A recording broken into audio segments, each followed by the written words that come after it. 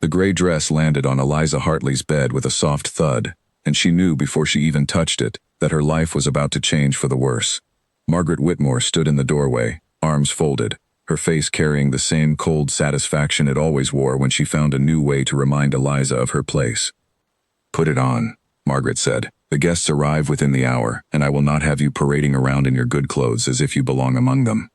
Eliza looked at the dress. It was plain gray wool, the kind worn by housemaids, with a white apron folded on top of it. She had seen dresses like this on the women who scrubbed the floors and carried the linens through the halls of her aunt's estate. She had never expected to wear one herself. "Aunt Margaret, you cannot mean this," Eliza said, keeping her voice steady even as her stomach tightened. "I am your niece. My father was your own brother." "Your father left you nothing but debts and a name that means little now," Margaret said. "I have taken you in out of duty, not affection. Do not mistake my charity for an invitation to compete with my daughter." The word compete hung in the air between them, and Eliza understood at once what this was truly about. The Duke of Camden was arriving today, along with a dozen other guests, for a house party that would last a fortnight. Every unmarried woman in the county had been talking about it for weeks. Everyone knew what it meant. The Duke was looking for a wife, and Constance Whitmore intended to be the one he chose. Eliza had no such ambitions. She had spent the last 2 years since her father's death simply trying to survive under her aunt's roof, grateful for a bed and a meal even when both came wrapped in cruelty. She had not expected to be dressed like a servant and sent to work among the staff during the very event her aunt had spent months preparing for.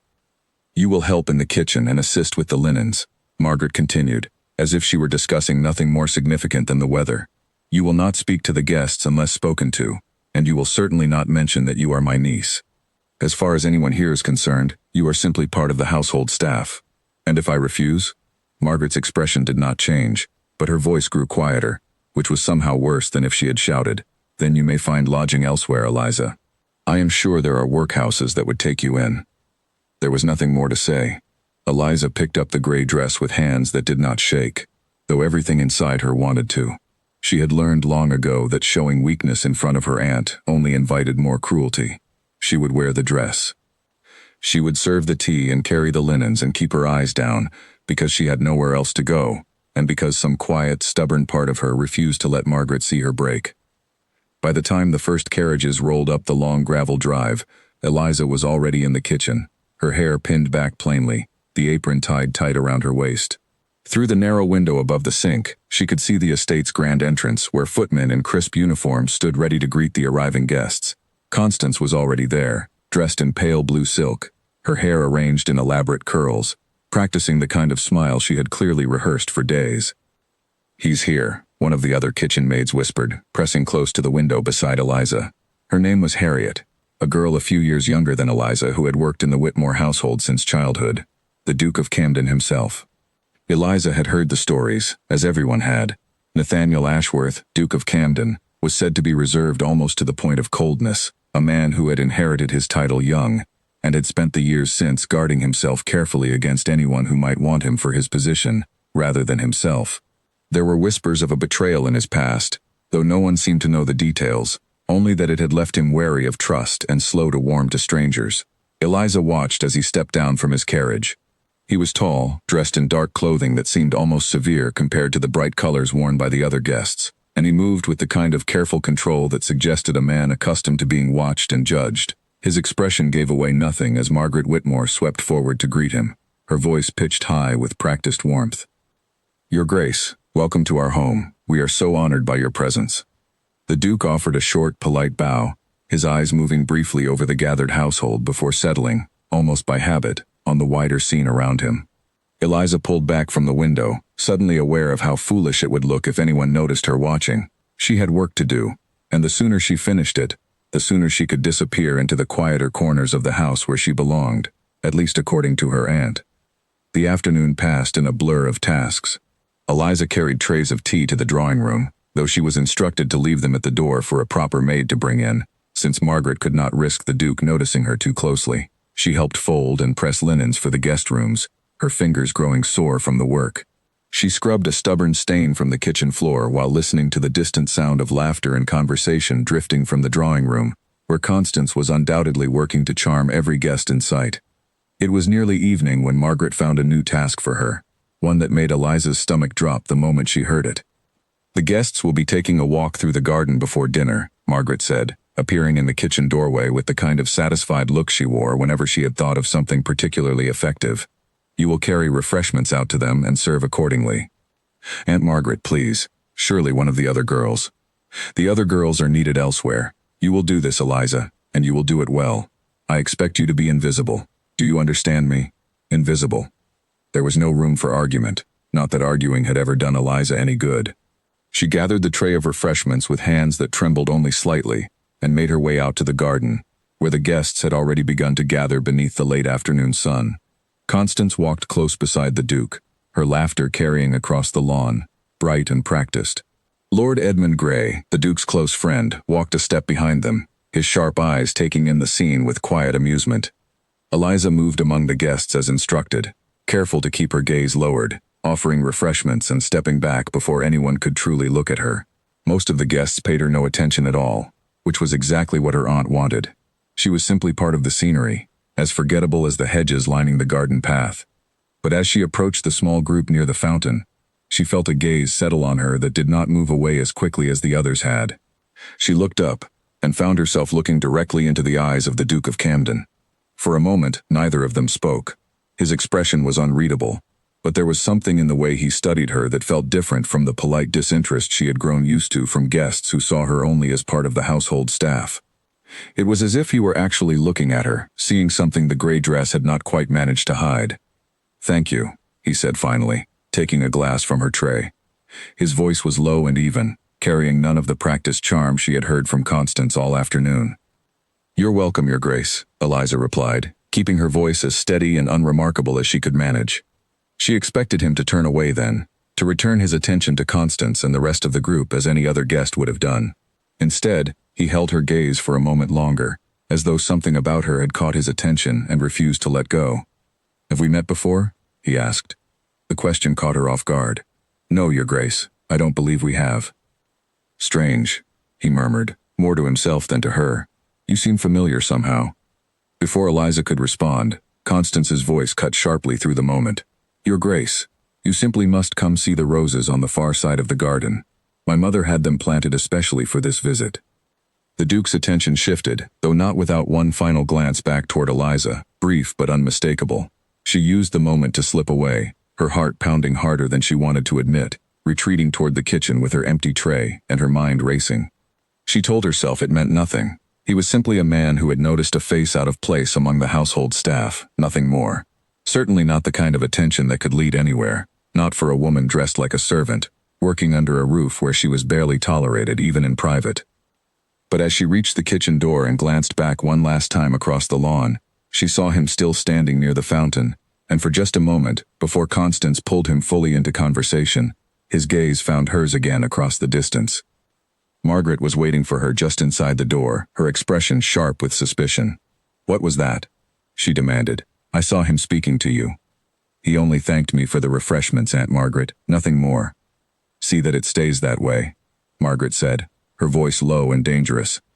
"You will not embarrass this family, Eliza. Not now, not when everything depends on the next 2 weeks going exactly as planned."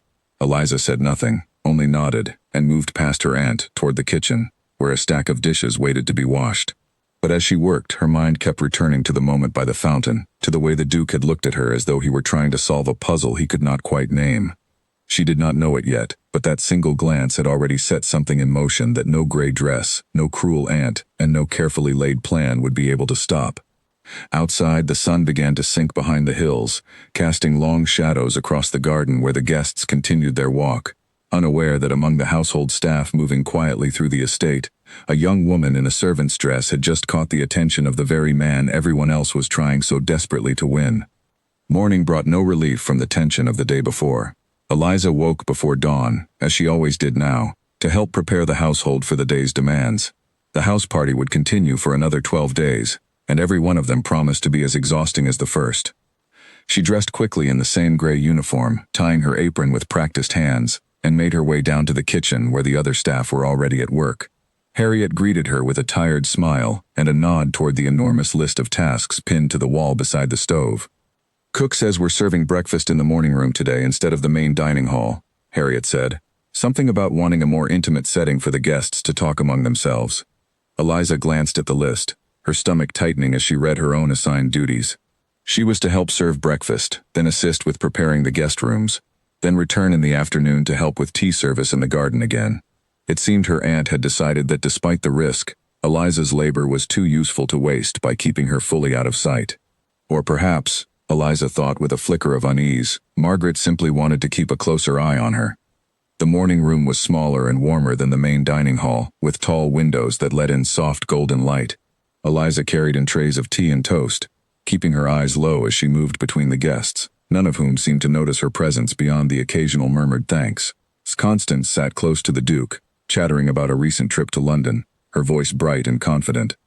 The Duke, however, said very little. He answered Constance's questions with polite brevity, his attention seeming to drift more than once toward the door where the serving staff came and went. Eliza told herself she was imagining things when she felt his gaze settle on her as she refilled a teapot at the sideboard, but when she glanced up briefly, she found she had not been imagining anything at all. He looked away quickly, as though caught in something he had not meant to be caught in, and turned his attention back to Constance's story about a play she had seen the previous month. Eliza finished her work in the morning room and slipped back toward the kitchen, her heart beating a little too fast for comfort. She scolded herself silently for the way her thoughts kept drifting back to the strange moment by the fountain the day before, to the way he had asked if they had met before, as though something about her had struck a chord he could not quite place. It meant nothing, she told herself again. He was a duke. She was a woman dressed as a servant, in a house that did not even acknowledge her as family. Whatever brief curiosity he felt would fade the moment he remembered his purpose in coming here, which was to find a wife among women of proper standing, not to waste attention on someone like her. And yet, as the days passed, the pattern continued. Whenever her duties brought her near the guests, she found the Duke's attention drifting toward her more often than seemed accidental. He never spoke to her directly again, not with Margaret and Constance watching so closely, but there were moments, brief and easily missed by anyone not paying careful attention, when their eyes would meet across a room, and something unspoken would pass between them. By the fourth day of the house party, Margaret had noticed. She cornered Eliza in the linen closet one afternoon, her voice low and furious. "You are drawing attention to yourself," she hissed. "I warned you what would happen if you embarrassed this family." "I have done nothing, Aunt Margaret," Eliza said, though she knew the words would do little to calm her aunt's suspicion. "I serve the tea and I leave. I have not spoken to him since that first day." "Then why does he keep looking at you?" Margaret demanded. "Do you think I am blind, Eliza? Do you think I have not noticed the way his eyes follow you around every room you enter?" Eliza had no answer for that, because she had noticed it too, and she did not understand it any better than her aunt did. "You will be reassigned," Margaret said finally, after a long, tense silence. "You will no longer serve in the rooms where the guests gather. You will work in the kitchen and the laundry only, where he has no reason to see you." It should have felt like a relief, being removed from the Duke's presence, freed from the strange tension that had followed her for days. Instead, Eliza felt something closer to disappointment, though she refused to examine that feeling too closely. For the next 2 days, she remained confined to the kitchen and the laundry, exactly as her aunt had ordered. The work was harder without the occasional breaks that came from serving in the drawing room or the garden, and the hours passed slowly, filled with the endless scrubbing and folding and preparing that kept the household running smoothly for its guests. She told herself it was better this way. Whatever strange curiosity had passed between her and the Duke would fade now that he no longer saw her, and life would return to its familiar, difficult rhythm, the one she had grown accustomed to over the past 2 years. But fate, it seemed, was not finished with her yet. On the 6th day of the house party, Eliza was sent to the far side of the estate to collect herbs from the kitchen garden, a task that took her well away from the main house and the watchful eyes of her aunt. The garden was quiet at this hour, most of the guests still occupied with their late breakfast, and Eliza found herself grateful for the rare solitude as she moved among the rows of thyme and rosemary, gathering what the cook had requested. She did not hear him approach until his voice broke the silence behind her. "I wondered where you had gone." Eliza spun around, nearly dropping the basket of herbs in her surprise. The Duke stood a short distance away, dressed more simply than she had seen him before, without the formal coat he usually wore for meals with the other guests. He looked, for the first time since his arrival, less like a duke and more like an ordinary man who had wandered too far from the house. "Your Grace," she said, dropping into a quick curtsy. though her heart was pounding hard enough that she feared he might somehow hear it. "I did not expect anyone out here." "Neither did I, if I am honest," he said. "I find I needed to escape the house for a while. The company inside can be rather exhausting." Eliza said nothing, unsure of how to respond to such an admission from a man of his position. He studied her for a long moment, his expression thoughtful. "You have not been serving in the drawing room these past 2 days," he said. "I noticed." "I have been reassigned to other duties, Your Grace," Eliza said carefully. "By whose order?" The question hung in the air between them, and Eliza hesitated, unsure of how much she could safely say. "My mistress felt my time was better spent elsewhere," she said finally, choosing her words with care. Something flickered across his face, understanding perhaps, or suspicion, though he did not press further. Instead, he stepped closer, close enough that Eliza had to fight the urge to step back, though she was not entirely sure why she wanted to. "May I ask your name?" he said. "I realize I never learned it properly." She hesitated only a moment before answering. "Eliza." "Eliza," he repeated, as though testing the sound of it. "It suits you. Your Grace, I really should return to the kitchen. My absence will be noticed." "Of course," he said, though something in his tone suggested reluctance. "Forgive me for keeping you. I did not mean to cause trouble for you." "You haven't, Your Grace," Eliza lied, already imagining the consequences if Margaret learned of this conversation. He stepped back then, allowing her the space to pass, though his eyes remained on her as she gathered the last of the herbs and turned to leave. She had nearly reached the edge of the garden when his voice stopped her once more. "Eliza." She turned back, and found him watching her with an expression she could not quite name. "Thank you," he said, "for treating me as a person these past few days, rather than simply a title to be won. It has been a rare thing during this visit." Eliza did not know what to say to that, so she simply nodded and continued on her way, her mind racing with the weight of his words. She had not realized, until that moment, how isolating his position must be, surrounded by people who saw only the Duke and never the man beneath the title.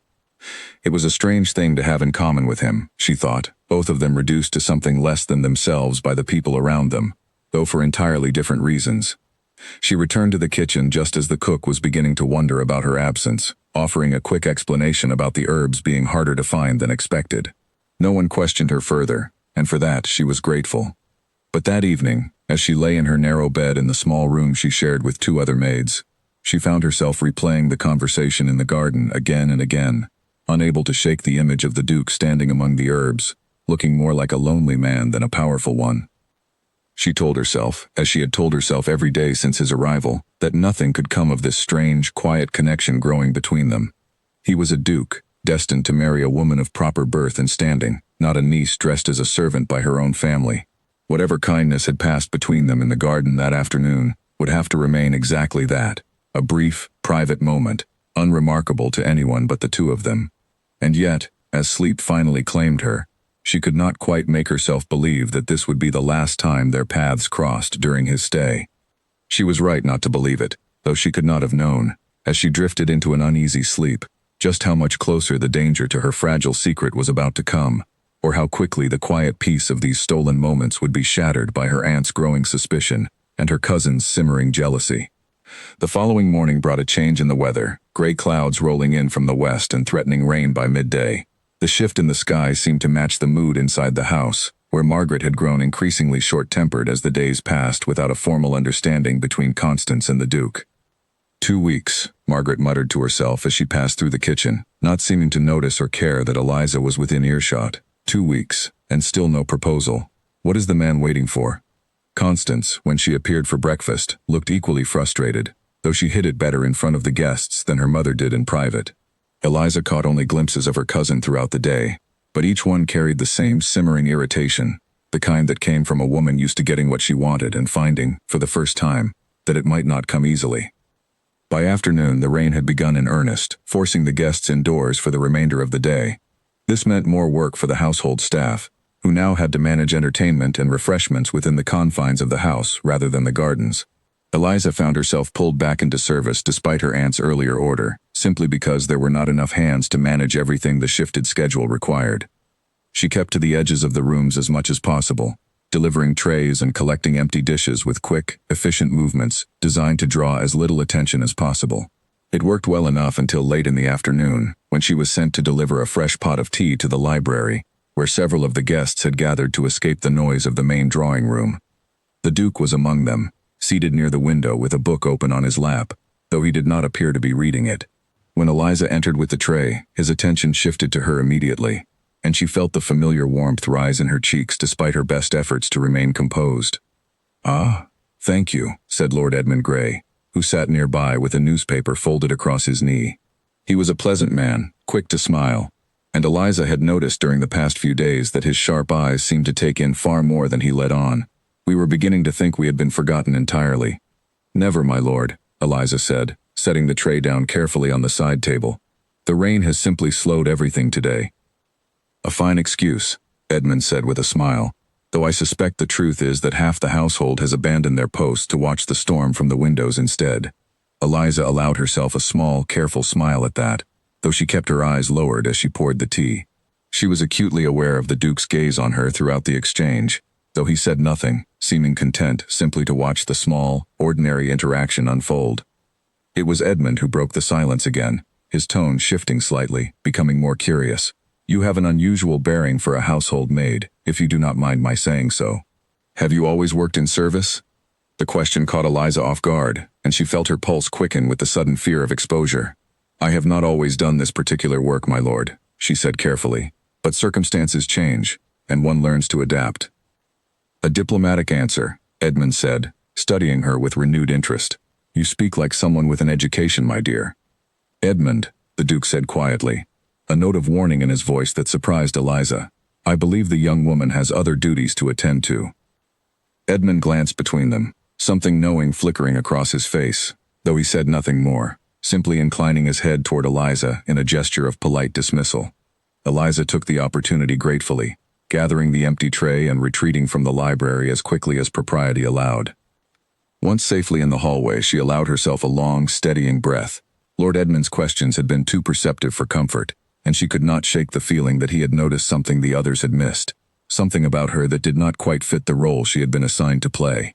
She did not know, as she made her way back toward the kitchen through the rain-darkened halls, that Edmund's sharp observations would prove far more significant in the days to come than she could possibly imagine, or that the quiet protection the Duke had offered her in that single moment in the library was only the beginning of a pattern that would soon become impossible for anyone in the house to ignore. The rain continued through the night and into the following morning, keeping the entire household confined indoors for a second day.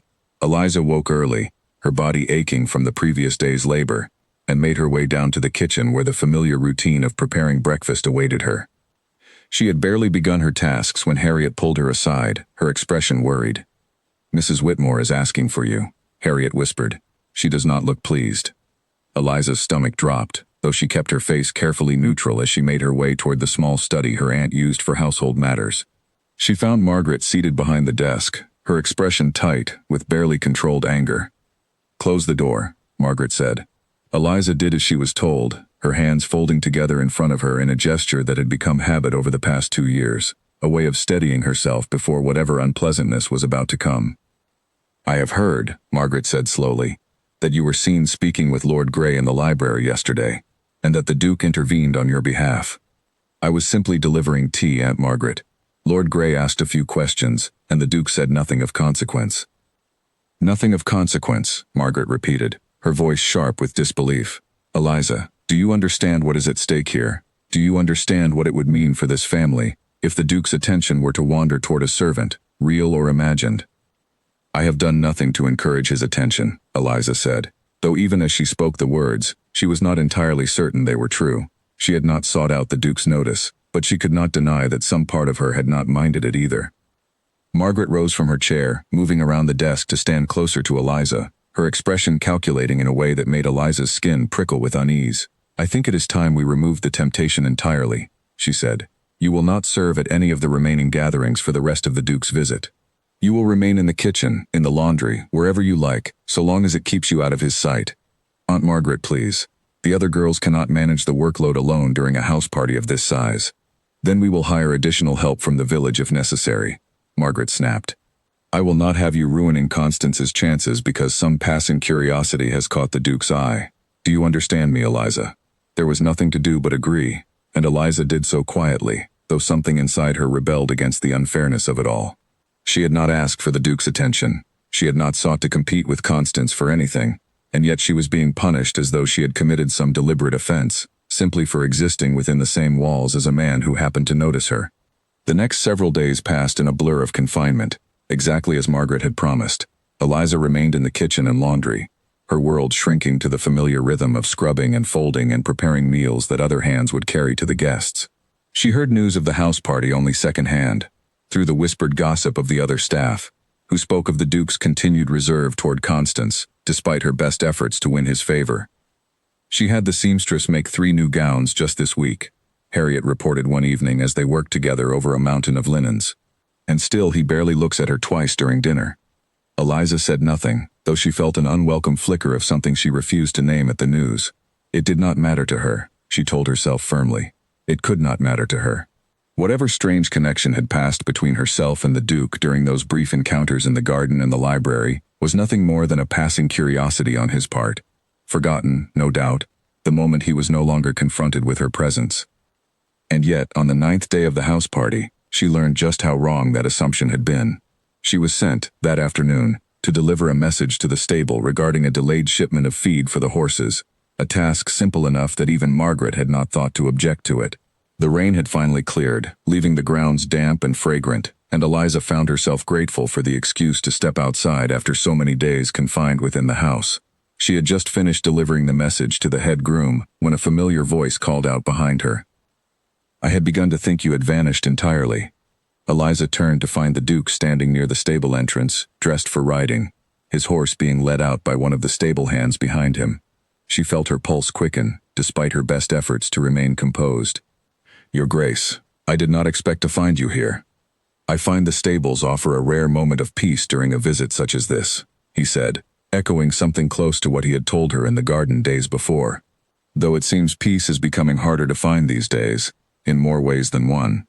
"I should return to my duties," Eliza said, though she made no immediate move to leave, some part of her reluctant to end the conversation so quickly. "May I ask you something first?" the Duke said, his tone shifting to something more serious. Eliza nodded cautiously. "Why have you not served at any of the gatherings this past week? I noticed your absence rather quickly." The question put Eliza in an impossible position. She could not tell him the truth, not without exposing her aunt's cruelty and risking whatever fragile peace remained in her already precarious living situation, but she also found herself reluctant to lie to him outright, not after the strange, quiet honesty that had grown between them during their brief encounters. "My duties have simply shifted, Your Grace," she said carefully.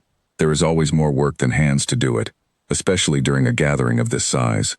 Something in his expression told her he did not fully believe the explanation, though he did not press the matter further. Instead, he studied her for a long moment, his gaze thoughtful. "Eliza," he said slowly, "I do not wish to cause you any trouble. If my attention has made things difficult for you in this household, I would ask that you tell me so plainly, so that I might correct the matter." The offer, sincere as it clearly was, only deepened Eliza's unease. If he were to intervene on her behalf, to ask openly why she had been removed from serving duties, it would only confirm Margaret's worst fears, and likely result in consequences far worse than the ones Eliza currently faced. "There is no trouble, Your Grace," she said, forcing her voice to remain steady. "Please, do not concern yourself with matters as small as household duties." "They do not seem small to me," he said quietly, "if they concern you." The words hung between them, heavier than either of them seemed prepared to address directly. Eliza felt her cheeks warm, and she looked away, unable to hold his gaze any longer without betraying more than she wished to. "I really must return to the house," she said, "before I am missed." He did not stop her this time, though as she walked away, she could feel his eyes following her, until she rounded the corner of the stable and disappeared from view.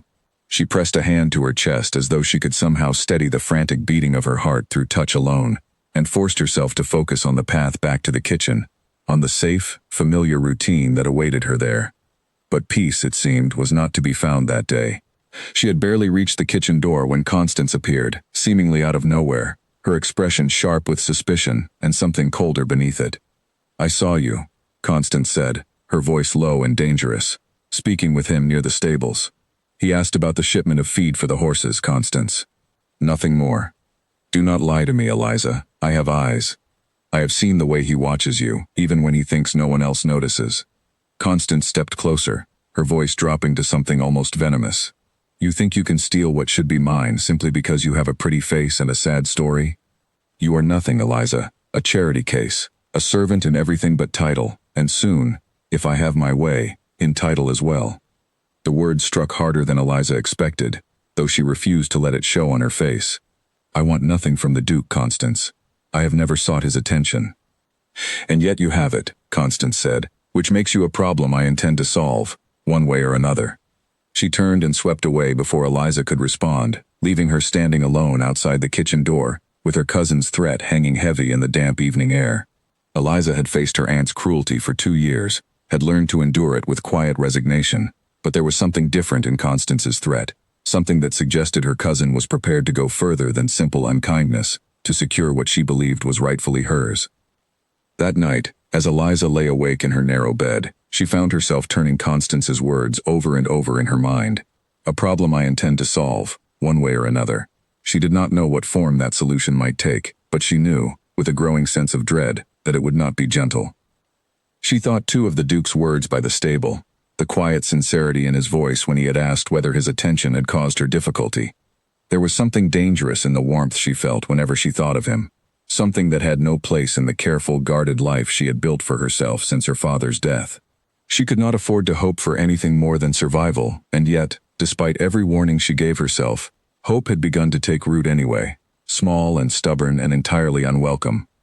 The house party had 2 more days remaining before the grand ball that would mark its conclusion, the event at which, according to the whispers among the staff, the Duke was expected to announce his intentions toward whichever young woman had captured his interest during his stay. Eliza told herself firmly that whatever announcement came, it would have nothing to do with her. She was not a guest. She was not even truly a member of this household, not in any way that mattered to the people who controlled her fate.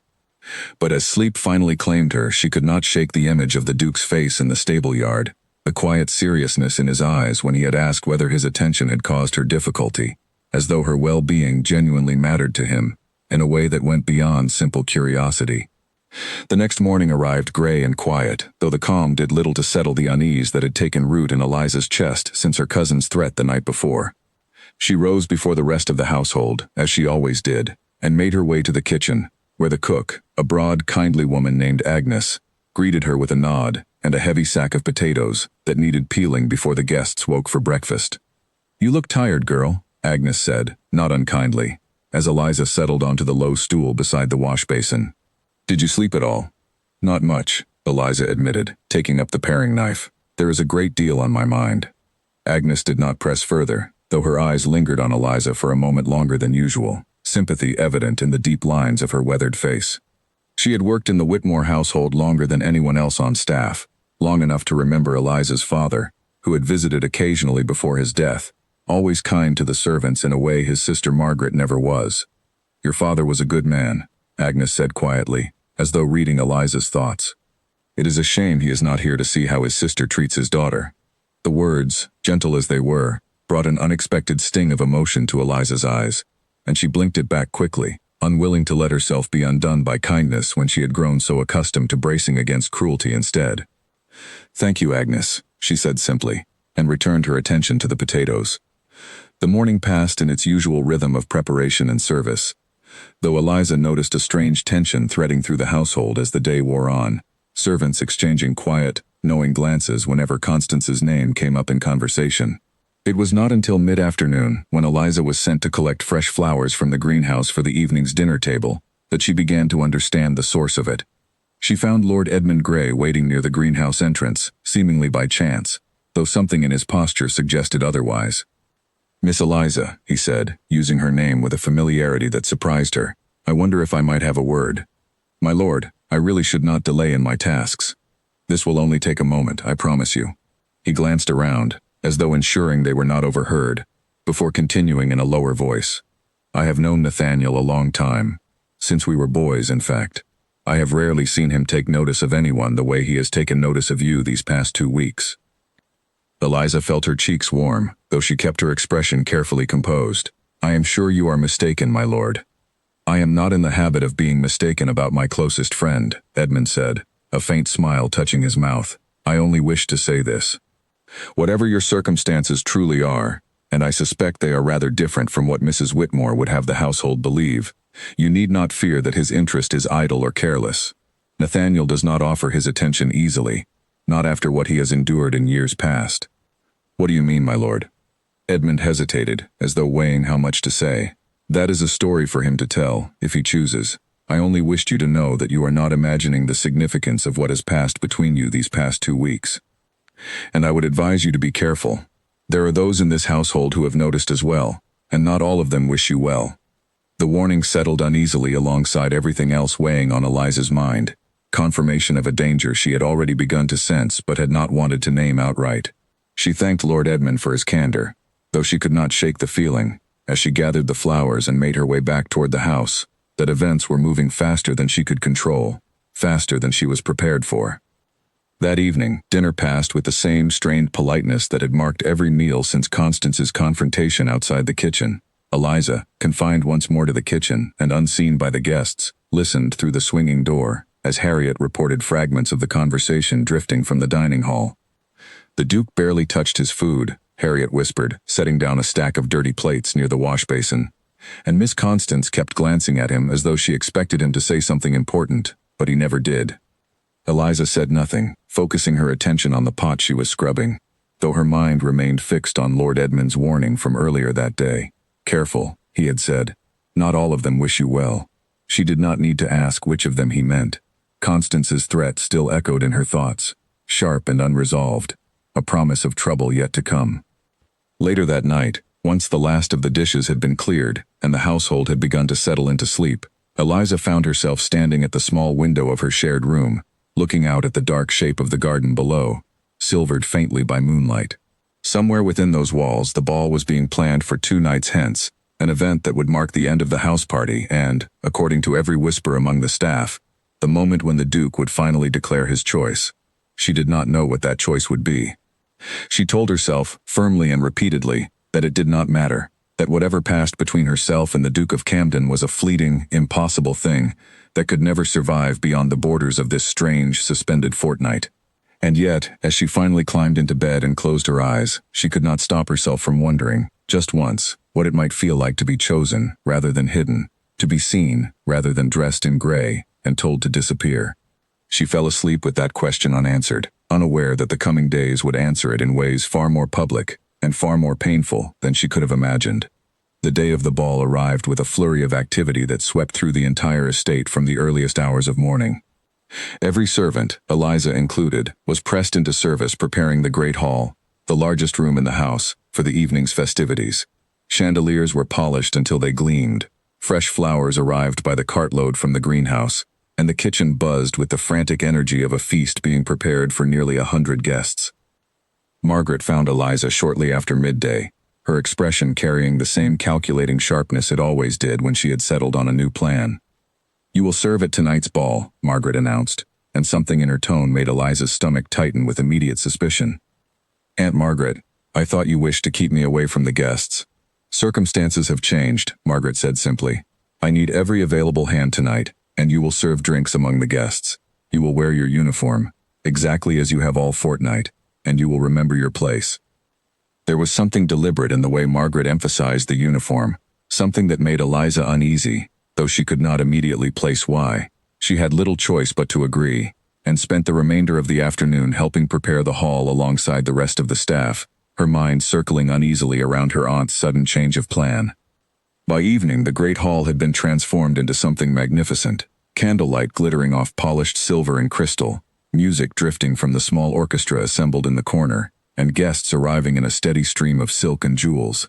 Eliza, dressed in her plain gray uniform among the sea of elegant gowns, felt the familiar sting of invisibility as she moved through the crowd carrying a tray of drinks, though this time the invisibility felt different, more deliberate, as though she were being displayed rather than hidden.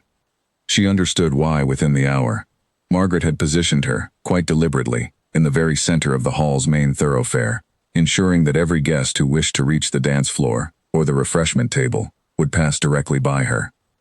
It was not concealment at all, Eliza realized with dawning horror.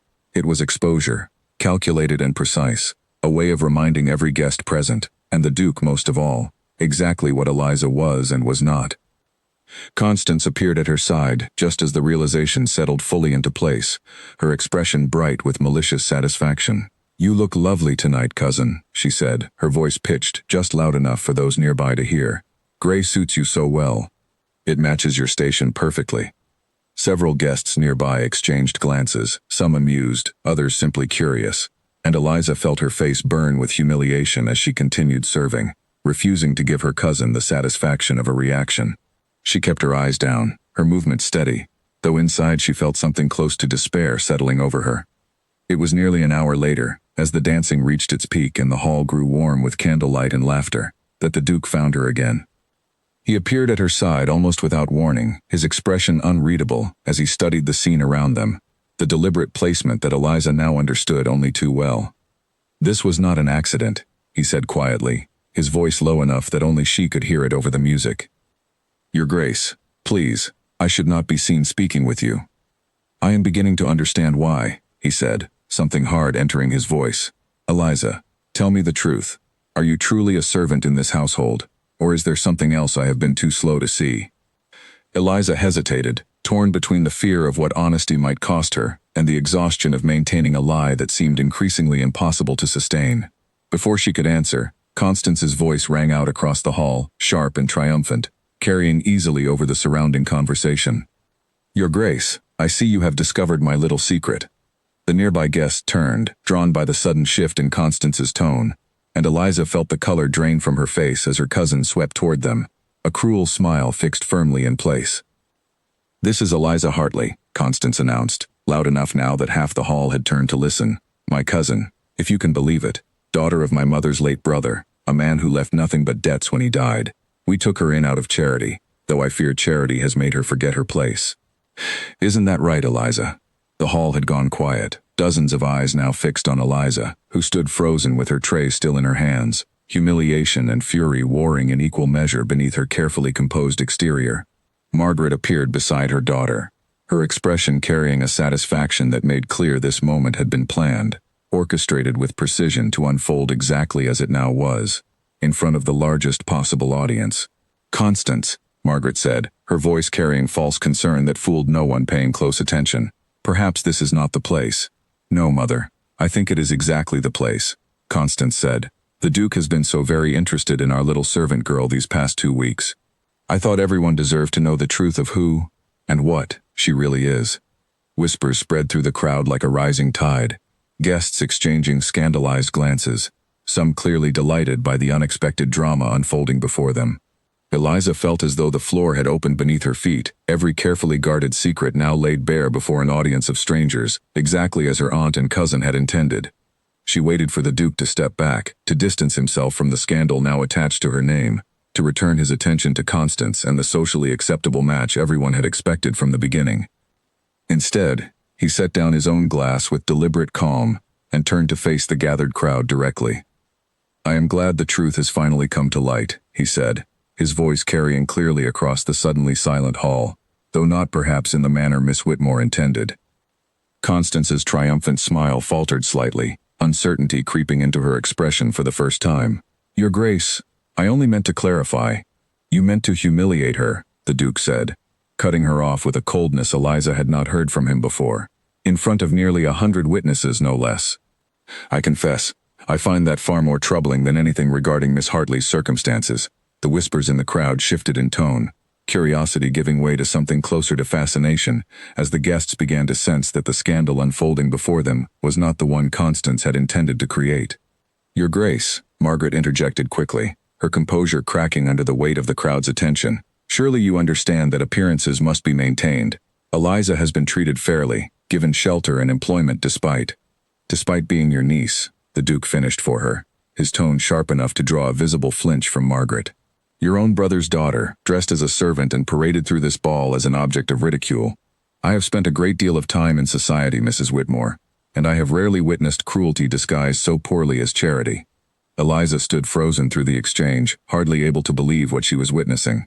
The Duke of Camden, a man who had every reason to distance himself from scandal, was instead standing directly beside her, defending her honor before an audience of nearly the entire county's most influential families.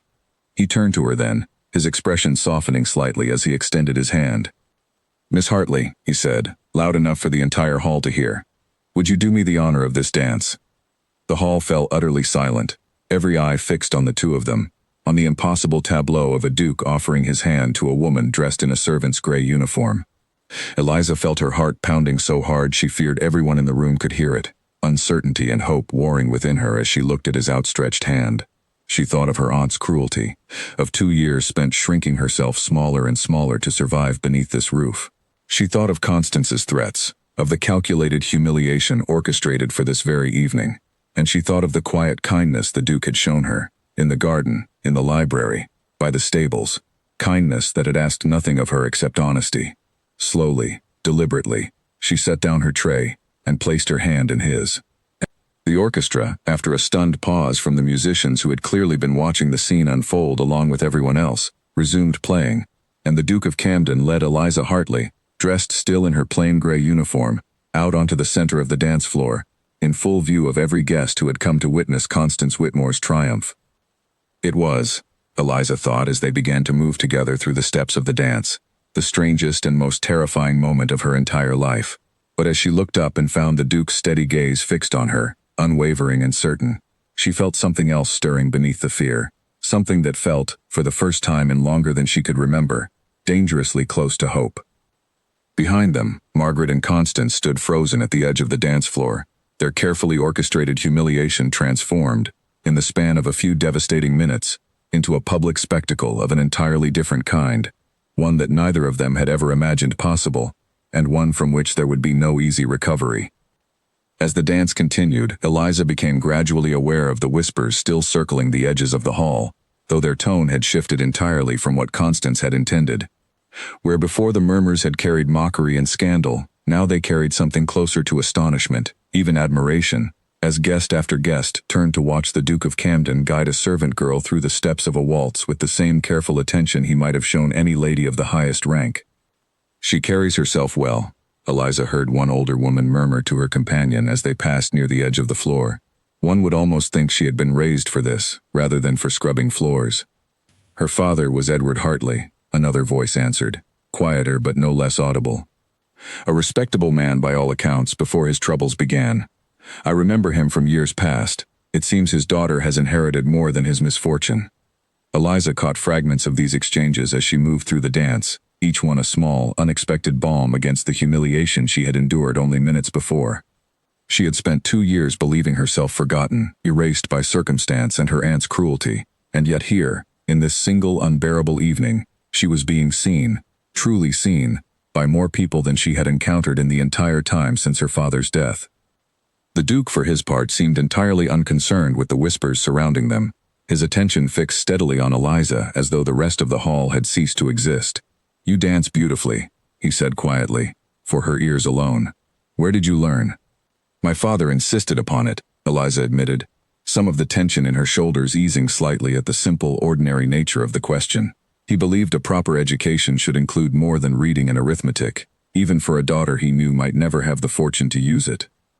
"He sounds as though he was a wise man." "He was a kind one," Eliza said, "which I have come to understand is often mistaken for weakness by those who have never possessed it themselves." Something in the Duke's expression shifted at that, a flicker of understanding passing between them that needed no further explanation. He too had learned the cost of kindness in a world that too often rewarded calculation instead. The dance drew to its close far too quickly for Eliza's liking, though as the final notes faded and the Duke offered a formal bow, she realized with a start that the entire hall had continued watching them throughout, the usual chatter and movement of the ball suspended in favor of this one unexpected drama. Lord Edmund appeared at her side almost immediately, his expression carrying open approval as he offered a short, respectful bow of his own. "Miss Hartley," he said warmly, "I believe congratulations are in order, though I confess I am not entirely certain for what yet." Before Eliza could respond, Margaret pushed forward through the gathered crowd, her face pale with fury barely contained beneath a thin veneer of composure. "Your Grace, I must apologize for any confusion this evening. Eliza's situation is complicated, and I fear my daughter spoke somewhat rashly." "Your daughter spoke exactly as she intended to," the Duke said, his voice cool and even. "There was no rashness in tonight's cruelty, Mrs. Whitmore, only calculation, poorly disguised." Margaret's mouth opened and closed without sound, no ready response available to counter words so plainly true. Around them, the assembled guests watched with undisguised fascination, waiting to see how this extraordinary evening might yet unfold. "I believe," the Duke continued, turning back to Eliza with a gentleness that stood in sharp contrast to the coldness he had shown her aunt, "that we have a great deal to discuss, Miss Hartley. Perhaps somewhere with rather fewer witnesses." Eliza managed a small, uncertain smile, still reeling from the whirlwind of humiliation and vindication that had swept through her in the span of a single evening. "That may be wise, Your Grace." He offered his arm, and after only a moment's hesitation she took it, allowing him to lead her toward the edge of the hall, away from her aunt's furious glare and her cousin's stunned, humiliated silence, and toward whatever uncertain future now lay ahead of her, changed forever by one devastating, extraordinary night. The Duke led Eliza through a side door into a quieter corridor, away from the noise and heat of the ball, where the sound of the orchestra faded into a distant, muffled hum.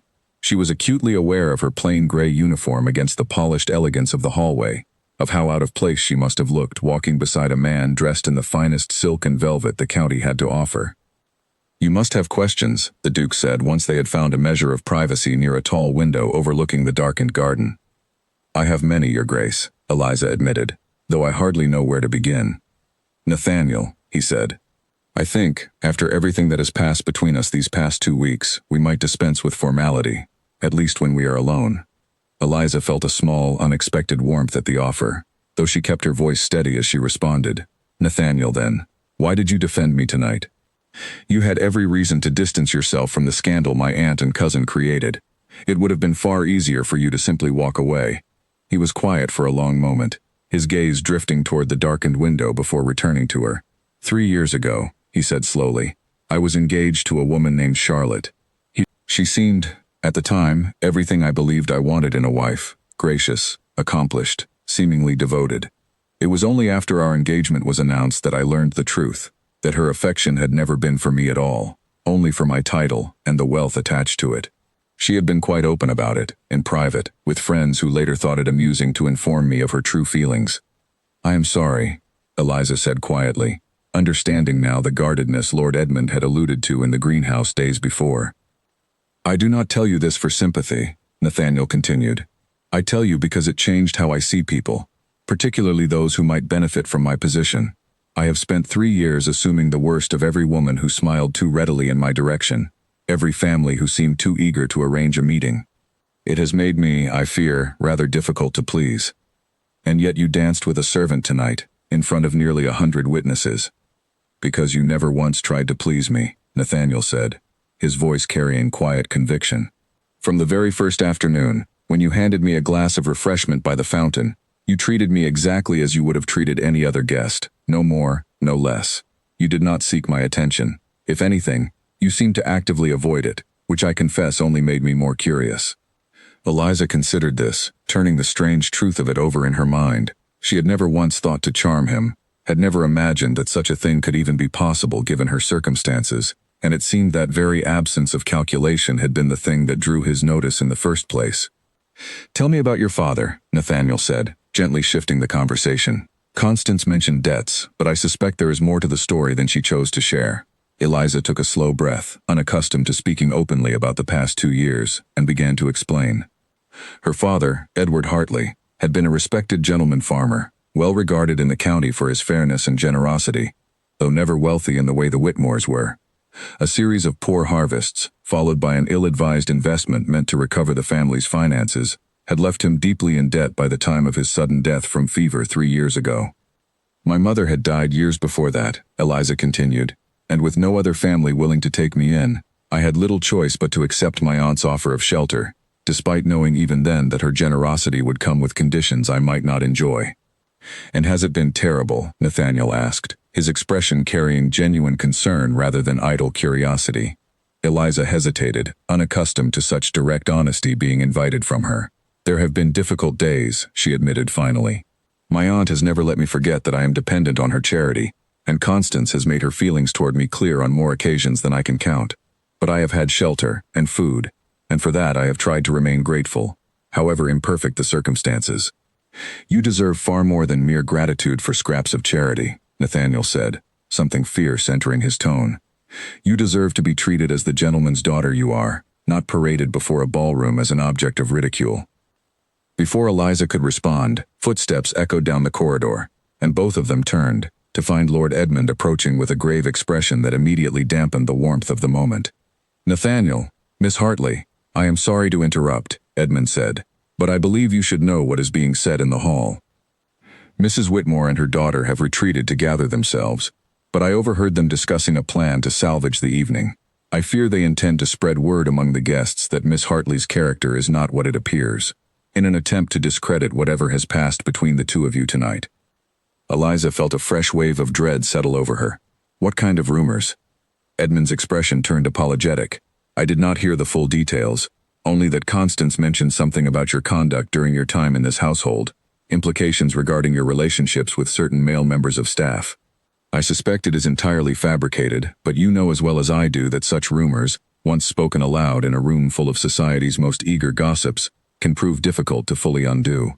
Nathaniel's expression hardened immediately, a coldness settling over his features that Eliza had not seen since his confrontation with Margaret on the dance floor. "They mean to destroy her reputation rather than accept the truth of their own cruelty." "It would seem so," Edmund said grimly. "I thought you should know before you returned to the hall."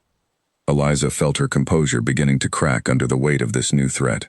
2 years of careful survival, of enduring her aunt's cruelty without complaint, and now, in a single evening, everything she had managed to preserve, her reputation, her dignity, threatened to unravel entirely at the hands of a family determined to see her ruined, rather than risk their own social standing. "I should leave," she said quietly, "before this becomes any worse than it already has." "No," Nathaniel said firmly, his hand finding hers with a gentleness that stood in sharp contrast to the determination in his voice. "You will not run from this, Eliza. Not because of their lies. I will not allow it.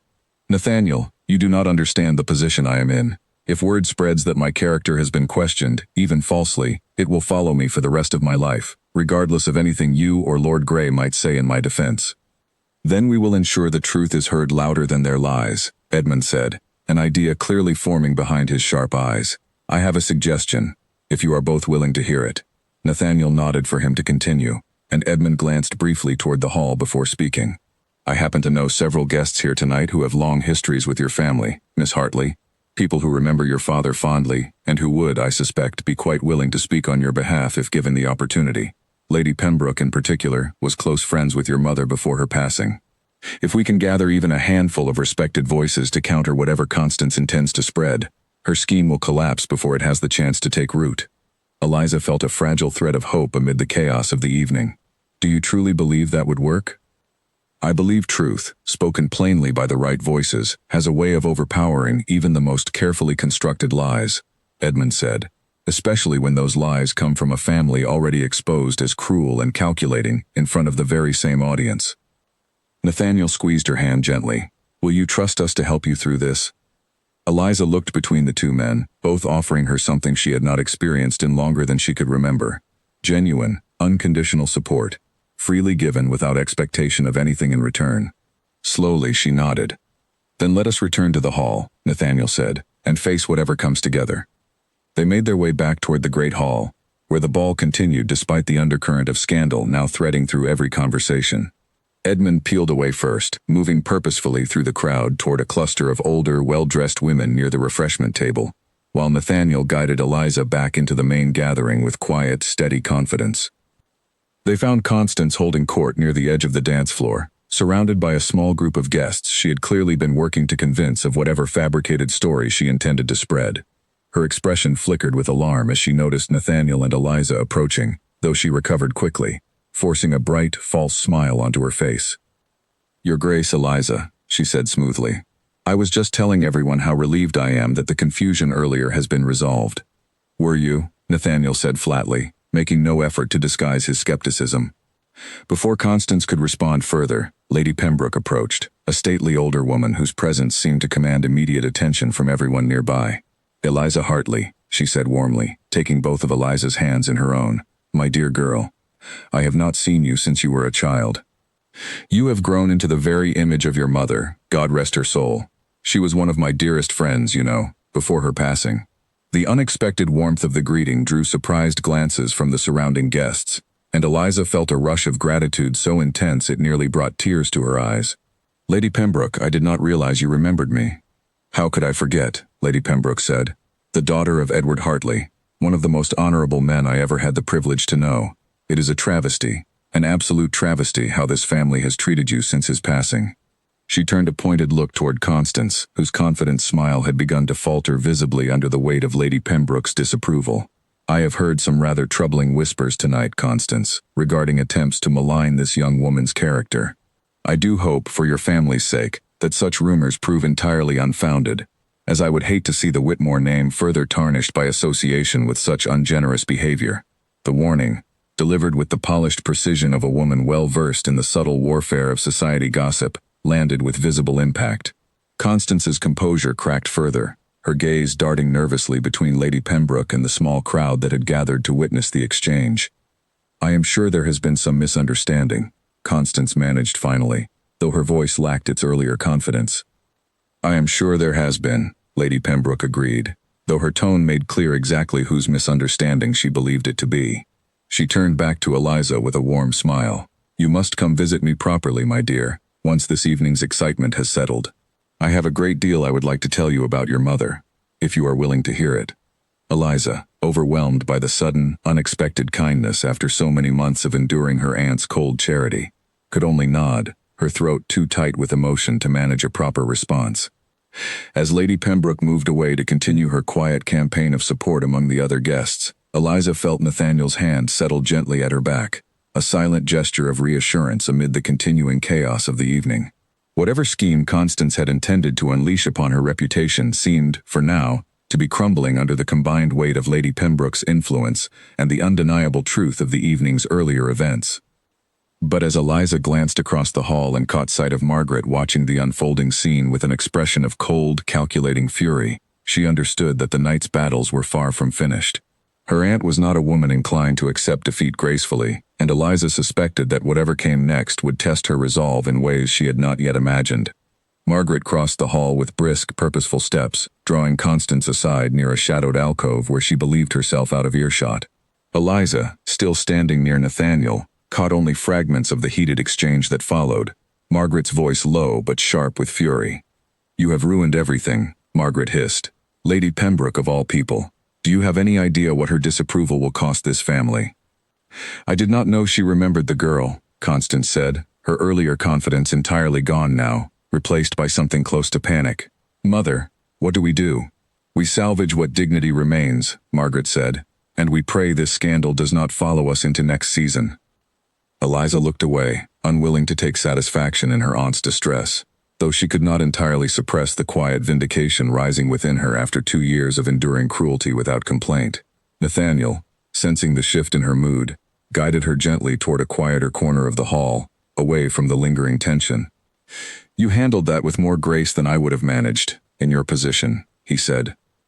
"I have had a great deal of practice enduring difficult moments without reacting," Eliza said, a faint, tired smile touching her lips. "Though I confess, tonight has tested even that skill rather severely. Then perhaps it is time for a rest from difficult moments," Nathaniel said, "at least for what remains of the evening."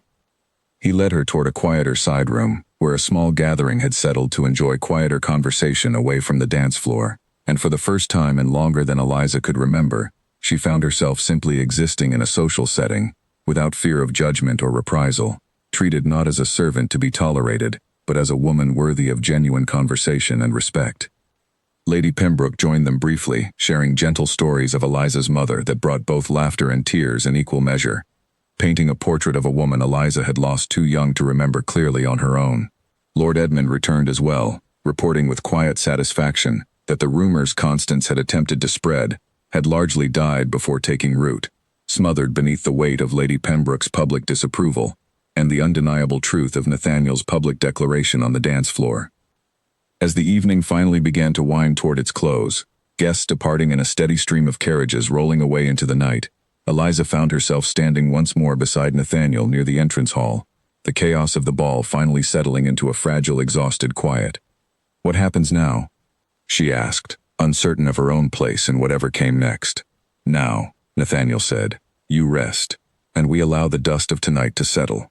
But I want you to understand something clearly, Eliza. Whatever comes next, I do not intend to simply walk away and leave you to your aunt's mercy. Tonight was only the beginning of setting things right. Eliza did not fully understand what he meant, not yet, but as she watched him depart into the night with Lord Edmund at his side, she felt, for the first time in 2 long, difficult years, something she had almost forgotten how to feel, the fragile, dangerous beginnings of hope for a future that might finally belong to her, rather than to the cruelty of those who had claimed to be her family. 3 days passed following the ball, 3 days during which Eliza remained confined largely to the kitchen and her small shared room, uncertain of what Nathaniel's parting words truly meant, or whether the strange, extraordinary events of that single evening had been nothing more than a beautiful, temporary escape from the harsh reality of her circumstances. Margaret's fury had not faded, though she had grown quieter in her cruelty since the ball, her anger simmering beneath a surface of icy politeness that Eliza found almost more unsettling than open hostility. Constance, meanwhile, had barely spoken a word to her since the humiliating confrontation with Lady Pembroke, retreating instead into sullen silence whenever their paths crossed. On the 4th morning, a messenger arrived at the estate, delivering a formal letter addressed directly to Margaret Whitmore. Eliza learned of its contents only second-hand, through Harriet's breathless report as she rushed into the kitchen with the news. "It is from the Duke," Harriet said, eyes wide with excitement. "He has requested a formal meeting with Mrs. Whitmore this afternoon, and he specifically asked that you be present as well." Eliza's heart leapt with a mixture of hope and dread, uncertain what such a meeting might mean, though she suspected, given everything that had passed between them, that it could not be anything trivial. She spent the following hours in a state of nervous anticipation, her hands trembling slightly as she completed her usual tasks, unable to focus fully on anything beyond the looming meeting. When the appointed hour arrived, Eliza was summoned to the formal drawing room, a space she had rarely been permitted to enter during her 2 years beneath her aunt's roof.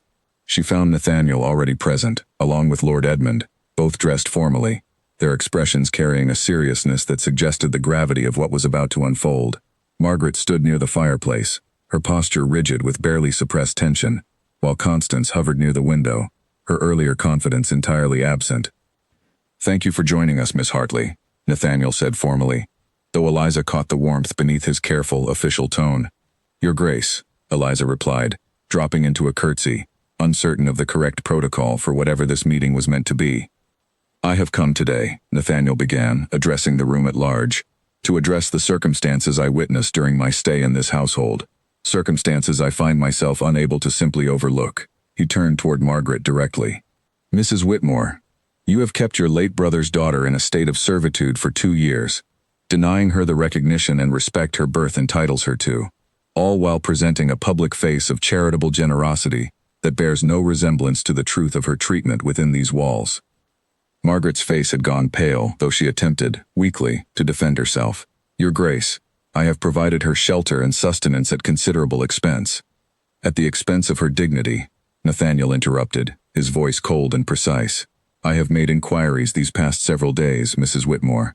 I have learned of your brother's standing in this county before his misfortune, of the respect he commanded among his peers, and of the disgraceful manner in which his daughter has been treated since his passing.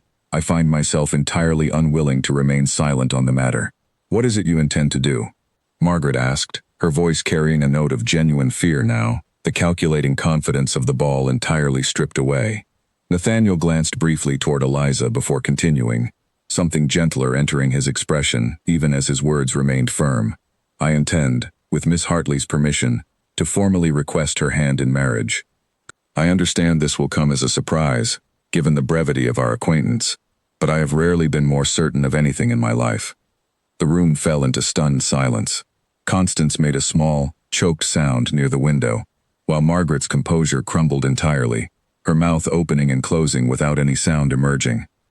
Eliza herself stood frozen, her heart pounding so loudly she feared it might be audible to everyone present, uncertain whether she had truly heard the words correctly.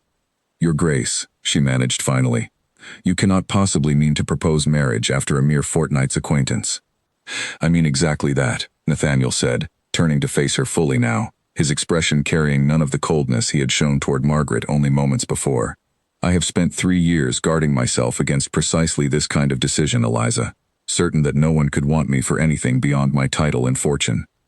And then I met a woman dressed as a servant who wanted nothing from me at all, who treated me with more honesty and kindness in a single conversation than most of society has managed in years of careful acquaintance. He stepped closer, and Eliza felt the weight of everyone's attention in the room, though it seemed, in that moment, as though only the two of them existed. I am not asking you to accept out of gratitude or obligation, or any sense that this offers you an escape from your aunt's cruelty, Nathaniel continued. I am asking because I have come to care for you more deeply, in this short time, than I believed myself still capable of caring for anyone. Whatever your answer, I wanted you to know that truth plainly, before anything else was decided here today. Eliza felt tears gathering in her eyes, overwhelmed by the sincerity in his words, by the impossible reality of the moment unfolding before her. She thought of her father, of how proud he would have been to see her offered such genuine respect and affection, rather than the cold charity she had endured since his passing. Yes, she said softly, then more firmly as her voice found its strength. Yes, Nathaniel, I will marry you. The formal drawing room erupted into a flurry of reaction, Lord Edmund's face breaking into a broad, genuine smile, while Margaret sank into a nearby chair, her expression a complicated mixture of shock and dawning realization of just how thoroughly her plans had unraveled. Constance said nothing at all, simply staring at the scene with an expression of hollow disbelief. Nathaniel crossed the remaining distance between them and took Eliza's hands in his own, his eyes carrying a warmth she had glimpsed only in stolen moments throughout the fortnight, now finally allowed to show itself fully. Then it is settled, he said, though I have one further matter to address before we conclude this meeting. He turned back toward Margaret, his expression hardening once more. Mrs. Whitmore, given the circumstances that have come to light, I believe it appropriate that Miss Hartley's inheritance from her father's estate, whatever portion may remain after his debts were settled, be formally returned to her control immediately, along with a full accounting of how it has been managed during her time in this household. Margaret's face paled further at the request, confirming what Eliza had long suspected but never dared to voice directly, that some portion of her father's estate had likely been quietly absorbed into her aunt's household finances over the past 2 years. Your Grace, I assure you, whatever remained was minimal. Then a full accounting should prove a simple matter, Edmund interjected smoothly, and will put the question to rest entirely, one way or another. Margaret had no response to offer, her earlier confidence entirely dissolved beneath the weight of the morning's revelations. Eliza felt no particular satisfaction in her aunt's discomfort, only a quiet, steady relief that the truth of her circumstances had finally been brought into the light, after 2 years spent hidden beneath careful lies and calculated cruelty. Before Eliza departed the Whitmore estate for the final time, she found herself standing once more in the small room she had shared with 2 other maids for 2 long years, gathering the few modest belongings that remained truly hers. Harriet appeared in the doorway, her expression a mixture of joy and quiet sadness at the prospect of losing a friend who had shared so many difficult days beside her. I shall miss you terribly, Harriet said, twisting her apron nervously between her hands, though I could not be happier for you, truly. You have been the one true kindness in this house these past 2 years, Eliza said, embracing her warmly. I will not forget it, Harriet, and I intend to ensure you are not forgotten either, once I am settled in my new circumstances. True to her word, within the month Eliza arranged, through Nathaniel's connections, a position for Harriet within a respectable household some distance from the Whitmore estate, one where her hard work and gentle nature would finally be properly valued rather than simply exploited. It was a small act of kindness against the backdrop of everything that had changed, but one that mattered a great deal to both women, a reminder that the compassion Eliza had managed to preserve through her own difficult years had not been diminished by the cruelty she endured. Agnes, the cook who had spoken so kindly of Eliza's father in the kitchen that quiet morning, received a similar gesture of gratitude, a modest sum sent quietly through Lord Edmund to ensure her comfort in the years ahead, along with a heartfelt letter expressing everything Eliza had never quite found the words to say aloud during her time in the kitchen. As for Margaret and Constance, their fortunes took a rather different turn in the months that followed the scandal of the ball. Word of their treatment toward Eliza spread quickly through society circles, carried by guests eager to share such a dramatic tale, and invitations that had once flowed freely to the Whitmore household grew noticeably scarcer as the season progressed. Constance's hopes of a favorable marriage, so carefully cultivated throughout the house party, withered under the weight of her own exposed cruelty, and it would be several years before she managed to secure a match at all, one considerably less advantageous than she had once imagined for herself. Margaret, for her part, retreated increasingly from society, her reputation too thoroughly tarnished to easily recover, spending her days in quiet isolation with only Constance for company. The two of them left to reflect, perhaps, on how differently things might have unfolded had kindness rather than cruelty guided their treatment of a grieving young woman who had asked for nothing more than to be treated as family. Eliza felt no lingering bitterness toward either of them by the time her wedding day finally arrived, only a settled understanding that their cruelty, however painful it had been to endure, had ultimately proven far more costly to themselves than it had ever managed to be to her. In the weeks that followed, the engagement between the Duke of Camden and Eliza Hartley became the talk of the entire county, a story that spread far beyond the boundaries of the Whitmore estate, carried by guests who had witnessed the extraordinary events of the ball, and by Lady Pembroke, who took evident delight in sharing the tale of the servant girl, who had captured a duke's heart through nothing more than honesty and quiet dignity. Eliza moved from her aunt's household within the fortnight, taking up temporary residence with Lady Pembroke while the details of the wedding were arranged, finally free from the daily cruelty and diminishment she had endured for 2 long years. The inheritance Nathaniel had insisted upon proved, once properly accounted for, to be modest but not insignificant, enough to ensure that Eliza would never again find herself entirely dependent on the charity of others, regardless of what the future might hold. The wedding itself, held some months later in the small chapel near Nathaniel's own estate, was a quiet affair by society's standards, attended by a careful selection of guests who had proven themselves genuine friends rather than mere admirers of title and position. Lady Pembroke wept openly throughout the ceremony, declaring afterward that Eliza's mother would have been prouder than words could properly express. Lord Edmund served as Nathaniel's closest attendant, his easy smile carrying genuine warmth as he watched his oldest friend finally find the happiness that years of guarded caution had nearly cost him entirely. Margaret and Constance were not present at the wedding, their invitation extended only as a formality neither woman had chosen to accept, unable perhaps to face the full weight of everything their cruelty had ultimately cost them. Eliza felt no particular sorrow at their absence, only a quiet, settled peace at having finally closed the door on a chapter of her life defined by diminishment and unkindness.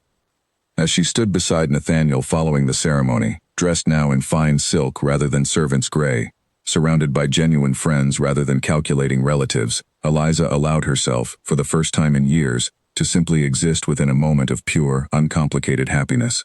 She thought of the gray dress that had once been meant to shame her, the deliberate cruelty of a house party designed to erase her presence entirely, and she found herself grateful, in some strange, unexpected way, for every difficult moment that had ultimately led her to this one.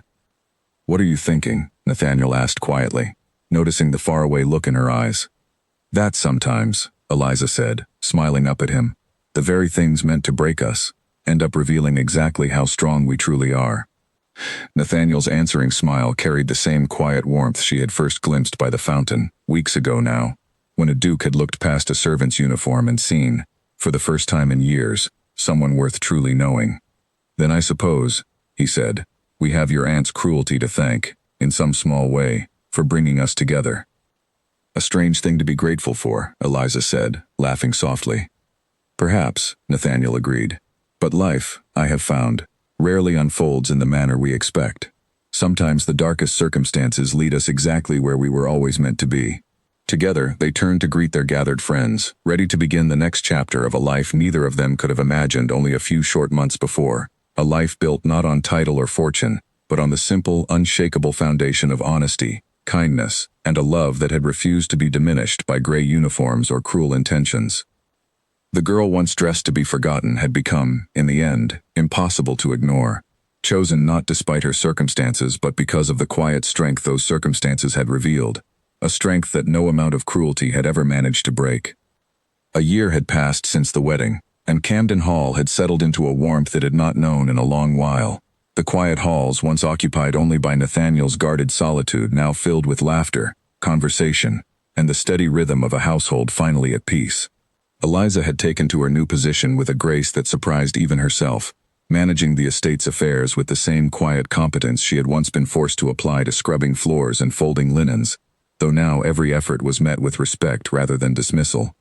It was a bright morning in early autumn when a letter arrived that would test the fragile peace Eliza had come to depend on. She recognized the handwriting immediately, careful and precise, belonging to her Aunt Margaret, whom she had not heard from since the day she left the Whitmore estate behind. She carried the letter to the small study where Nathaniel was reviewing estate accounts, uncertain whether to open it at all. "You do not have to read it," Nathaniel said gently, noticing the hesitation on her face. "I know," Eliza said, "but I think, perhaps, I should. Whatever she has to say, I would rather face it plainly than wonder about it for the rest of my days." She broke the seal and read the letter slowly, her expression shifting through several emotions as her eyes moved across the careful, formal script. When she finished, she set it down on the desk and let out a long, steadying breath. "She has written to ask forgiveness," Eliza said quietly, "for everything. She says Constance has finally married, a modest match, nothing like what she once hoped for, and that the isolation of these past months has given her a great deal of time to reflect on how badly she treated me." "Do you believe her?" Nathaniel asked carefully. Eliza considered the question honestly before answering. "I believe she regrets the consequences of her actions more than the actions themselves," she said. "But perhaps that is enough of a beginning. I do not think I could ever fully trust her again, not after everything. But I find I no longer carry the anger I once did either. What will you do?" Eliza thought for a long moment, staring out the window at the golden autumn light spreading across the grounds of her new home. "I think I will write back," she said finally.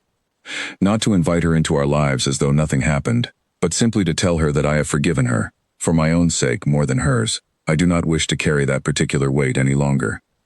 Nathaniel reached across the desk and took her hand, pride evident in his expression. "That is a rather generous response, given everything she put you through." "Perhaps," Eliza said. "But I have learned, this past year, that holding on to bitterness costs far more than it ever returns. I would rather spend my energy on the life we are building here, together, than on anger toward people who no longer have any power over my happiness." That evening, as the household settled into its familiar quiet rhythm, Lord Edmund arrived unannounced for dinner, as had become his frequent habit since the wedding, his easy warmth a welcome addition to the household's evolving sense of family. He brought with him news that lightened the mood considerably after the seriousness of the morning's letter. "I have found the most extraordinary young woman for the position we discussed," Edmund announced over dinner, referring to a search that had been ongoing for several weeks to find a proper companion and assistant for the growing estate's charitable works, a project Eliza had begun shortly after her wedding, determined to use her new position to help other young women facing circumstances similar to her own. "Tell us everything," Eliza said eagerly, setting down her fork. "Her name is Margaret Ellison, no relation to your aunt, I promise you," Edmund said with a small smile. "She has spent the past several years managing charitable efforts in London, quite successfully, and she has expressed great enthusiasm for the work you have proposed here." Eliza's charitable project, still in its early stages, aimed to provide education and modest financial support to young women left without family support through circumstances of poverty or loss, much as she herself had once been. It had become, in the months since her wedding, a cause she pursued with genuine passion, determined that her own difficult experience might ultimately serve some greater purpose beyond her personal happiness. "When can she begin?" Eliza asked. "As soon as you wish, I believe," Edmund said, "though I suspect, given the enthusiasm in her letters, she would happily start tomorrow if you allowed it." The conversation continued late into the evening, filled with plans for the charitable foundation, gentle teasing between Nathaniel and Edmund about matters entirely unrelated to serious business, and the comfortable, easy warmth that had become the defining character of Camden Hall in the year since Eliza's arrival. Later that night, after Edmund had departed and the household had settled into sleep, Eliza found herself standing at the window of the bedroom she now shared with Nathaniel, looking out over the moonlit grounds much as she had once looked out over the Whitmore garden from her narrow servant's bed, though everything about her circumstances had changed so profoundly since then. Nathaniel joined her at the window, wrapping his arms gently around her from behind. "You are thinking rather deeply tonight," he observed. "I was thinking about how far we have both come," Eliza said, leaning back against him. "A year ago, I was folding linens in my aunt's kitchen, certain that whatever kindness had passed between us during your visit would fade the moment you returned to your own life, and now here we are." "Here we are," Nathaniel agreed softly. "Though I confess, I never doubted for a moment, even during those difficult weeks, that I wanted you in my life permanently. I simply needed the courage to say so plainly, and the circumstances, however painful, to finally force the matter into the open. I am grateful, in a strange way, for how it all unfolded," Eliza admitted. Though I would not wish those 2 years of cruelty on anyone, they taught me something I do not think I would have learned any other way. That true worth has nothing to do with how others choose to treat you, and everything to do with how you choose to carry yourself despite it. Nathaniel pressed a gentle kiss to the top of her head. Your father would be proud of the woman you have become. I like to think he would be, Eliza said softly. Though I suspect he would be equally proud of the life we are building here, the kindness we hope to extend to others who find themselves in circumstances as difficult as mine once were. They stood together in comfortable silence for a long while, watching the moonlight settle over the grounds of the estate that had become, in the span of a single remarkable year, truly and completely home. The gray dress that had once been meant to shame her remained folded carefully in a drawer, a quiet reminder Eliza had chosen to keep rather than discard, not out of pain but out of gratitude for everything that difficult chapter of her life had ultimately taught her about resilience, dignity, and the quiet, unshakable strength that cruelty had never managed to break. In the years that followed, the charitable foundation Eliza established grew into one of the most respected efforts of its kind in the county, helping dozens of young women find stability and purpose in circumstances that might otherwise have left them as vulnerable as she herself had once been. Margaret Ellison proved an invaluable partner in the work, and together, she and Eliza built something that would long outlast the cruelty and scandal of that single extraordinary house party. A legacy defined not by the shame others had attempted to place upon her, but by the compassion and strength she had chosen to build in its place. And though Eliza's Aunt Margaret never fully repaired the relationship her cruelty had broken, the quiet correspondence they maintained in the years that followed offered its own small measure of peace, proof that even the deepest wounds could soften with time, forgiveness, and the steady, patient work of choosing grace over bitterness, again and again, for as long as it took to truly heal. The following spring brought news that filled Camden Hall with a different kind of joy entirely, quiet and private at first, shared only between Eliza and Nathaniel, before spreading gradually to the wider circle of friends who had become their chosen family over the past year. Eliza was expecting their first child, a prospect that filled her with a mixture of excitement and a tender, unexpected vulnerability she had not anticipated. I find myself thinking of my own mother rather often these days, Eliza confided to Lady Pembroke one afternoon, as the older woman visited to help prepare the nursery with the same warmth she had shown from their very first reunion at the ball. I wish she could have known this child was coming. She would have been overjoyed, Lady Pembroke said, taking Eliza's hand gently. And she would have been endlessly proud of the woman you have become, my dear, just as I am.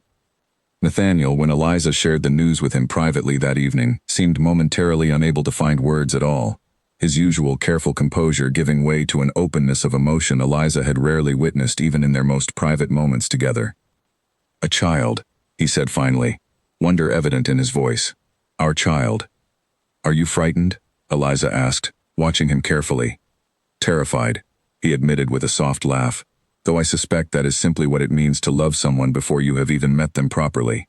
The months that followed brought their own gentle rhythm of preparation and anticipation, the household settling into new routines as the nursery slowly took shape, and Eliza's charitable work continued alongside her growing family responsibilities, each pursuit strengthening rather than diminishing the other. Harriet, now comfortably settled in her new position but still corresponding regularly with Eliza, sent a beautifully embroidered blanket for the coming child, a gesture that brought Eliza to tears when it arrived, a small, tangible thread connecting her difficult past to the joyful future now unfolding before her. By the time winter arrived once more, bringing with it the birth of a healthy daughter they named Margaret, after Eliza's own long-departed mother rather than the aunt whose cruelty had once defined so much of her early life, Camden Hall had become everything Eliza had once believed impossible during those difficult, uncertain days in her aunt's kitchen. A home built not on obligation or convenience, but on genuine love, hard-won and deeply cherished, strong enough to weather whatever challenges the future might yet bring. The girl once dressed to be forgotten had not simply found her place among society's most respected families. She had built, with quiet determination and unwavering kindness, a life entirely her own, one where the gray dress meant to shame her had become, in the end, nothing more than a distant memory of everything she had overcome to finally claim the happiness and respect she had always deserved.